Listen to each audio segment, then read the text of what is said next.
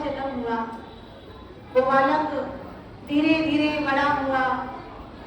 उस बालक के जीवन में कोई दोष नहीं था, कोई अवगुण नहीं था, कोई बुराई नहीं थी। बहुत ही सरल और भोला और सीधा स्वभाव का था। केवल एक ही अवगुण था। कौन सा? कि वो खाता बहुत था। इतना खाता था कि जब खाने बैठ जाए तो पूरा परिवार खा के उठ जाए, वो उठने का नाम ही नहीं लेता था, इतना खाता था। अब धीरे धीरे वो बड़ा हुआ, जिम्मेदारियां घर की सभी लोग लेते हैं। अब वो कुछ काम नहीं करता था, बस खाता ही था, जो भी मिल जाए खाने बैठ जाए।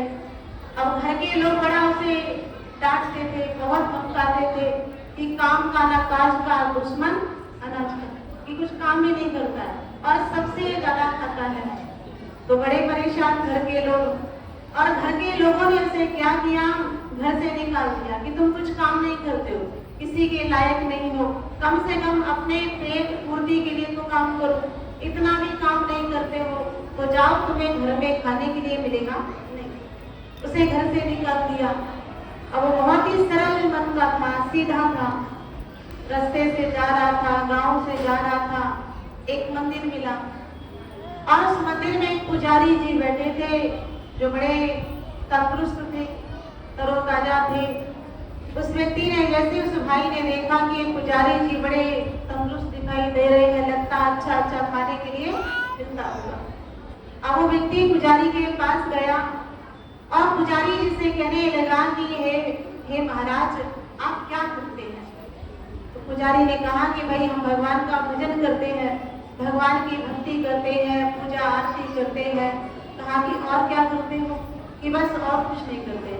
तो कहा खाने के लिए कहाँ से आता है? कि हमारे बहुत सारे भक्त लोग हैं, भगवान के चरणों में चढ़ाते हैं और वो हम प्राप्त कर लेते हैं। अब उसने सोचा कि ये बहुत अच्छी जगह है, यहाँ कुछ करना भी नहीं पड़ेगा और खाने के लिए भी अच्छा अच्छा मिलेगा।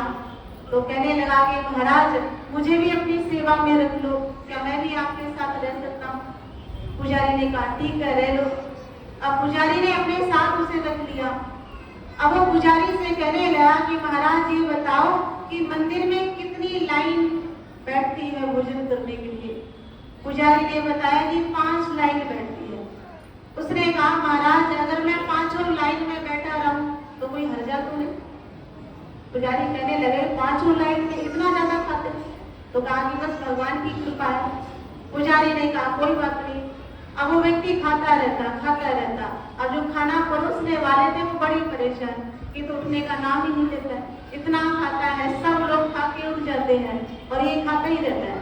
और बीच बीच में बोलता है कि खाने खाने पे लिखा है, दाने दाने पर लिखा है, खाने वाले का नाम। बार बार बोलता है दाने दाने पर लिखा है, खाने वाले का नाम।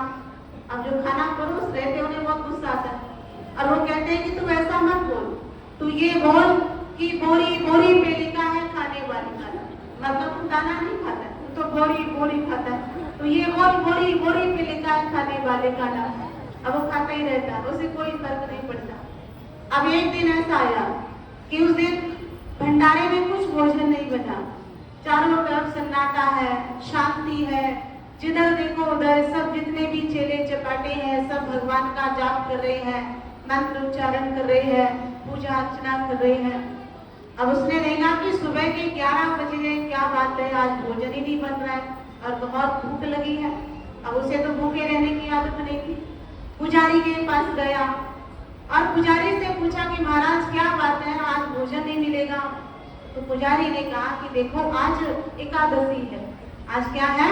आज 11 है और आज हम सबका उपवास है, हम सबने व्रत किया है, तो तुम्हें भी व्रत करना है, तुम्हें भी उपवास करना है, तुम्हें भी एकादशी का उपवास करना है। अब वो कहने लगा कि महाराज, अगर हम एकादशी करेंगे तो हम द्वादशी देख ही नहीं पाएंगे, अब तक जिंदा ही नहीं रहेंगे, इतनी भूख लगती है। अब पुजारी ने कहा कि भाई तुम एक दिन भी भूखे नहीं रह सकते। कहने लगा कि नहीं महाराज, मैं एक दिन भी भूखा रह सकता नहीं। पुजारी ने कहा कि अगर तुम एक दिन भूखे नहीं रह सकते तो ऐसा करो, आज भंडारे में तो कुछ भोजन नहीं बनेगा, तुम भोजन का सामान लो, नदी के किनारे जाओ और वहां भोजन बनाओ। और भोजन बनाने के बाद भगवान को भोग जरूर लगाना। भगवान को भोग लगाए बिना भोजन करना नहीं। अब पुजारी ने भोजन का सामान लिया, नदी के किनारे पहुंचा, कभी भोजन बनाया नहीं था, पहली बार भोजन बनाया। तो पहली बार अगर किसी काम को करते हैं तो बहुत टाइम लगता है, समय लगता है। अब उसने बड़ी मेहनत से, बड़ी लगन से, बड़े परिश्रम से जैसे तैसे रूखा सूखा भोजन बनाकर तैयार किया। उसे पुजारी की बात याद आई कि पुजारी ने कहा था कि भगवान को बुलाना, भगवान को भोग लगाए बिना भोजन करना नहीं। अब वो बड़ा सरल मन का था, भगवान को बुलाने लगा कि हे प्रभु आइए और भोग लगाइए। कहा राजा राम आइए, प्रभु राम आइए, मेरे भोजन का भोग लगाइए। ओ राजा राम आइए, प्रभु राम आइए, मेरे भोजन का भोग लगाइए, मेरे भोजन का भोग लगाइए। ओ राजा राम आइए, प्रभु राम आइए, मेरे भोजन का भोग लगाइए। ओ मेरे भोजन का भोग लगाइए, हाँ मेरे भोजन का भोग लगाइए। ओ राजा राम आइए, प्रभु राम आइए, मेरे भोजन का भोग लगाइए। ओ मेरे भोजन का भोग लगाइए। आज मनी घर गाना आरती यहाँ यही गाए, आज मनी घर गाना आरती यहाँ यही गाए। रूखी रोटी खाओ प्रेम से, रूखी रोटी खाओ प्रेम से, भोजन का पानी राजा राम आइए, प्रभु राम आइए, मेरे भोजन का भोग लगाइए। ओ मेरे भोजन का भोग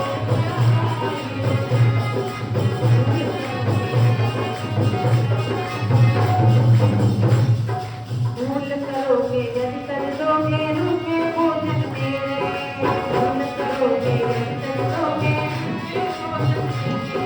एकादशी है आज मंदिर में,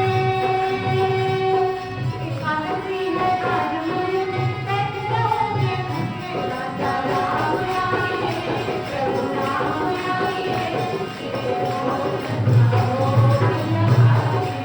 ओ मेरे भोजन का भोग लगाइए। वो भक्त भगवान को बुला रहा है कि हे प्रभु आइए और भोग लगाइए। बहुत देर हो गई, इंतजार कर रहा है, बार बार प्रार्थना कर रहा है, क्योंकि उसे नहीं मालूम था कि पंडित जी भगवान को भोग कैसे लगाते हैं। उसका तो यही भाव था कि जैसे मुझे भूख लगी है, ऐसे भगवान को भी भूख लगती है। जैसे हम भोजन करते हैं वैसे भगवान को भी भोजन करना होता है, भगवान को भी भूख लगती है। पर आज हम सबको पता है कि भगवान को भोग कैसे लगाया जाता है। 5 मिनट मंदिर में रखेंगे और 5 मिनट में तुरंत बाहर निकालेंगे। हम नहीं सोचते कि भगवान को खाना भी होगा, पीना भी होगा, हम सोचते कि भगवान तो खाते नहीं। पर उस भक्त का भाव ऐसा नहीं था, वो यही सोचता है कि भगवान आए और भोग लगाए। और वो भाव में भगवान से कहता है कि भूल करोगे यदि तज दोगे रूखे भोजन मेरे, और एकादशी है आज मंदिर में, बैठे रहोगे भूखे। भगवान से भक्त कहता है कि हे भगवान, अगर ये रूखे सूखे भोजन आपको नहीं खाने तो बड़ी भूल करोगे, क्योंकि आप मंदिर के भरोसे मत रहना। आज वहाँ कुछ नहीं बना है, वहाँ सबकी एकादशी है, सबने उपवास किया है, तो आप भूखे रह जाओगे, इसलिए आ जाओ और भोजन कर लो। अब जैसे भगवान ने सुना तो भगवान बड़े प्रसन्न हो गए और भगवान को हंसी आ गई, कहीं मैं भूखा ना रह जाऊं, और वह भगवान प्रकट हो जाते हैं। भगवान श्री राम जी आए और साथ में जानकी माता जी भी आई, सीता मैया को लाए। अब जैसे उस भक्त ने देखा, भगवान का सुंदर रूप देखा, भगवान का दर्शन किया, बड़ा प्रसन्न हो गया, बड़ा खुश हो गया कि भगवान इतने सुंदर है, भगवान का रूप इतना सुंदर है, इतना सुहाना है। अब जैसे उसने भगवान का दर्शन किया, भगवान को प्रणाम किया, तो उसे ध्यान आया कि ये तो दो आए हैं, मैंने तो एक को बुलाया था और ये दो आ गए, अब आधी अधूरी एकादशी तो हो ही जाएगी। अब वो मन में सोच रहे थे कि भगवान ने पूछा क्या सोच रहे हो? कहने लगा कुछ नहीं भगवान, मैं ये सोच रहा हूँ कि मैंने तो एक के लिए भोजन बनाया था, आप दो लोग आ गए, अब कोई बात नहीं, जब दो आ गए हो तो दोनों भोजन पाओ, अब जो आधा अधूरा बचेगा वो मैं खाऊंगा, आधी अधूरी तो एकादशी मेरी हो ही जाएगी। अब उसने भगवान को भोग लगाया, सीता माता को भोग लगाया, भगवान भोजन करके जाने लगे। तो भक्त भगवान से कहता है कि भगवान ये बताओ अगली बार कितने आएंगे? तो उतने की तैयारी करके रखूं, क्योंकि मैंने केवल आपकी तैयारी की थी, मुझे नहीं पता था आप दो लोग आएंगे, अगली बार कितने आओगे? भगवान कहने लगे कि हम आ जाएंगे। इतना कहके भगवान वहां से चले गए। अब वो भक्त बड़ा परेशान। दूसरी बार एकादशी आई, दूसरी बार पंडित जी ने कहा कि जाओ नदी के किनारे अपना भोजन बनाकर खा लेना।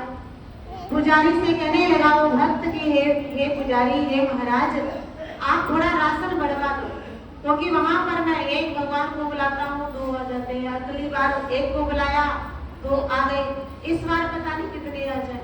तो पुजारी ने सोचा कि लगता ये भूखा रह गया होगा इसलिए झूठ बोल रहा है। पुजारी ने कहा कि कोई बात नहीं, थोड़ा राशन इसे अधिक दे दिया जाए। उसने और थोड़ा अधिक राशन बढ़ाया।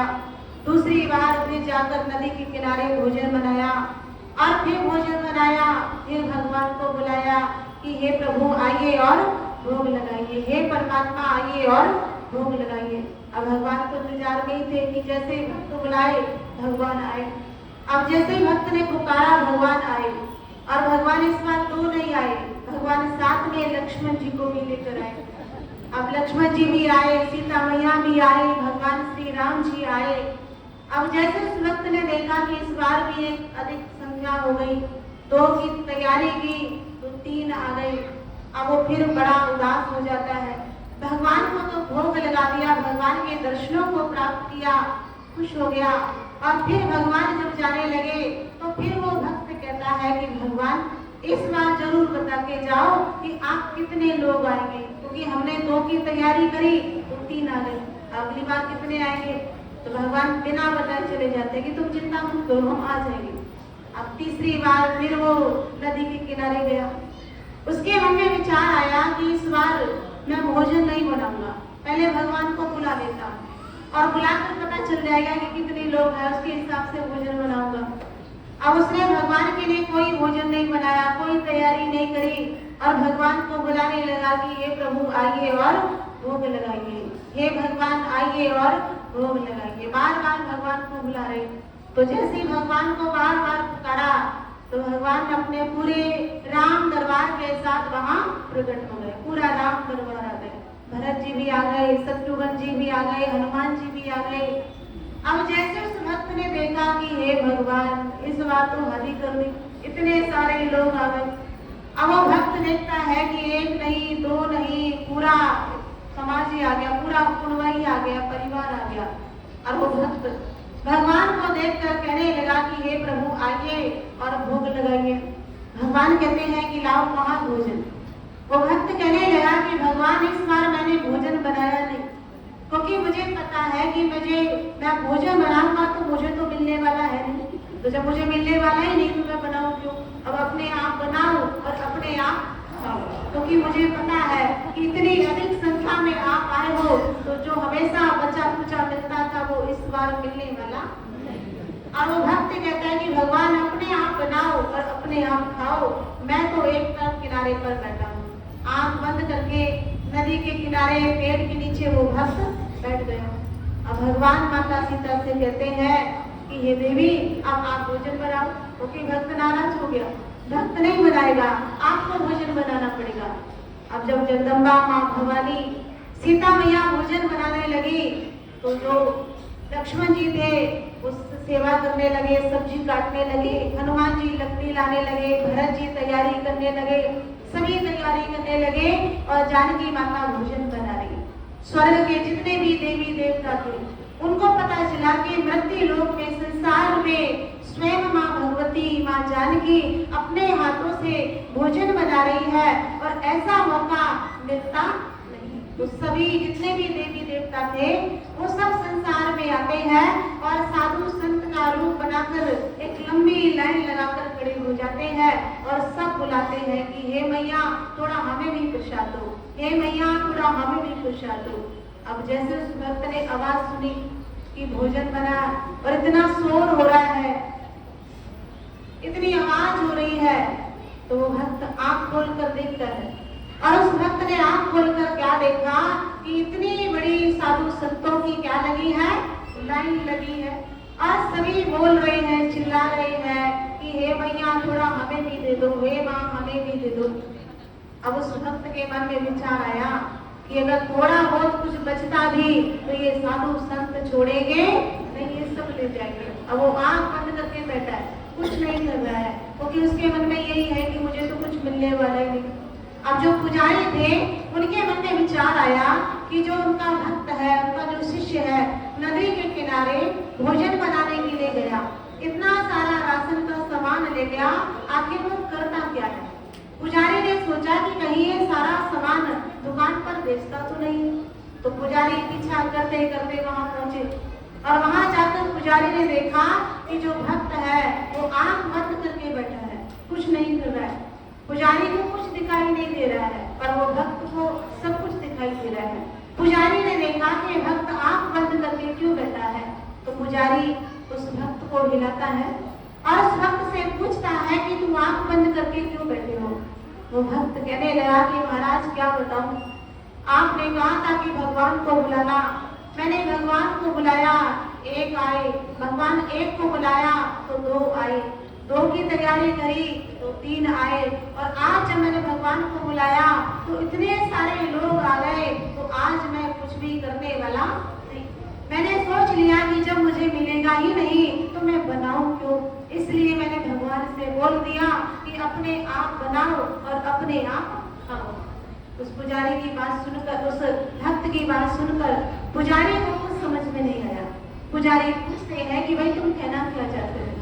भक्त ने बताया कि हे भगवान, हे महाराज, आप मुझे बताते हो कि भगवान को भोग लगाना, और मैं भगवान को भोग लगाता हूँ और भगवान आते हैं।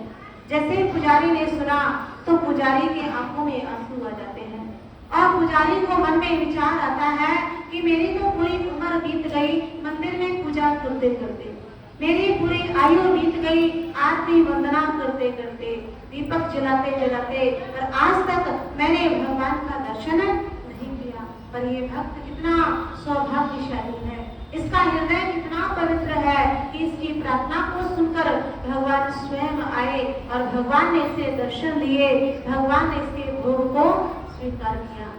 जैसे ही पंडित जी की आंखों में आंसू आए तो उनका हृदय पवित्र हो जाता है और पुजारी उस भक्त से कहते हैं कि मेरा पूरा जीवन व्यर्थ चला गया, क्योंकि मैंने जीवन भर पूजा तो करी, भक्ति तो करी, पर मैंने अपने मन को सरल बनाया नहीं, क्योंकि मन जब सरल होगा तभी भगवान की कृपा होगी, तभी भक्त को जीवन में भगवान की प्राप्ति होगी। तो कहने का तात्पर्य कि हम भी अपने जीवन में अगर गुरु महाराज जी की दया को पाना चाहते हैं, गुरु महाराज जी को प्रसन्न करना चाहते हैं, गुरु महाराज जी की कृपा के योग्य बनना चाहते हैं, तो सदैव अपने जीवन में ये संकल्प रखें कि हम अपने हृदय रूपी पात्र को हमेशा स्वच्छ रखेंगे, निर्मल रखेंगे, पवित्र रखेंगे, क्योंकि इस हृदय में भगवान का निवास स्थान है। और अगर हम भगवान की दया को पाना चाहते हैं तो अपने हृदय रूपी पात्र को सदैव स्वच्छ रखें, पवित्र रखें, और ये तभी संभव होगा जब हम संतों के बताए हुए मार्ग पर चलेंगे, जब हम सत्संग को जीवन में अमल करेंगे।